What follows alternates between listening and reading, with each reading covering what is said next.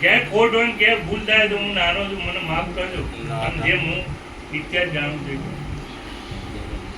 મેળી કુંભ કરી એક અસુર હતો. ત્યાં મહાકાળી ચામુંડા બી નથી પોકી હતી. બરાબર, ચામુંડા ચોખ્ખી, મહાકાળી ચોખ્ખી. માએ 4 છે, મહાકાળી 4 છે નામ. મસાણી મેળી, એના મસાણી મહાકાળી.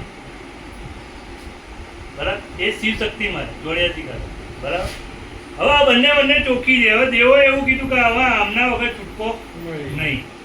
મારતા અસુરે એવું કીધું કે આ બે ચોખ્ખી દેવીઓ છે, હવે મારે શું કરવું, મારો બચાવ તો. કારણ કે હવે મહાકાળી કપલ લીધા, ભૂલેના ચાડા ઊંઘે તો કપલ લીધા વગર છોડવાની નહીં.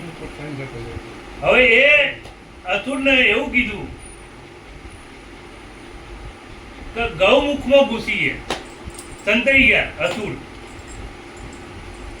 અસુરને એવું કે ગૌમુખમાં મેલીમાં જતા રહ્યા એટલે આ બે દેવીઓ આવવાની નહીં.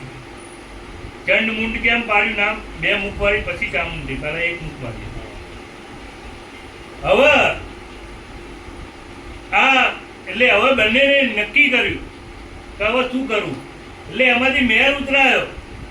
ચામુંડ મહાકાળીએ મેર ઉતારીને મેરડીને ઉત્પન્ન કરી, એટલે એનું નામ મેરડી પડ્યું.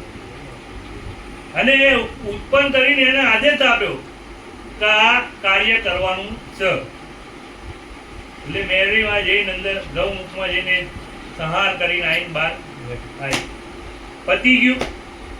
હવે ચામુંડા એમની જગ્યાએ, મહાકાળી એમની જગ્યાએ જતા રહે. હવે આ કમ્પ્લીટ કરીને આવે એટલે હવે ચામુંડા પાઈને ગયા તો મારે શું કરવાનું, મારું શું નામ? ચામુંડા કરતા શક્તિ કોણ? શિવ શક્તિ જોડે રહેવાની એ મહાકાળી. કે તમે મહાકાળી જોડે જાઓ તો તમને નામ મળે.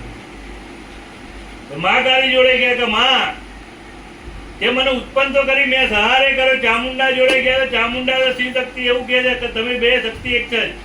ચામુંડ, મહાકાળી, લક્ષ્મી અને સરસ્વતી બધા એક જ છે. મૂળ પ્રતિબિંબ મહાકાળી પણ ચોખ્ખી માતા હોય છે. એટલે એમને એવું કીધું કે માં તમે મને મહેલમાંથી ઊભી કરી, પણ મારું હવે અસ્તિત્વ શું? એટલે માતાજીએ, મહાકાળીએ નામ એવું આપ્યું કે તું મેલીમાં જઈને, ગૌમુખમાં જઈને આ સંહાર કર્યો એટલે તું મેલી કહીશ.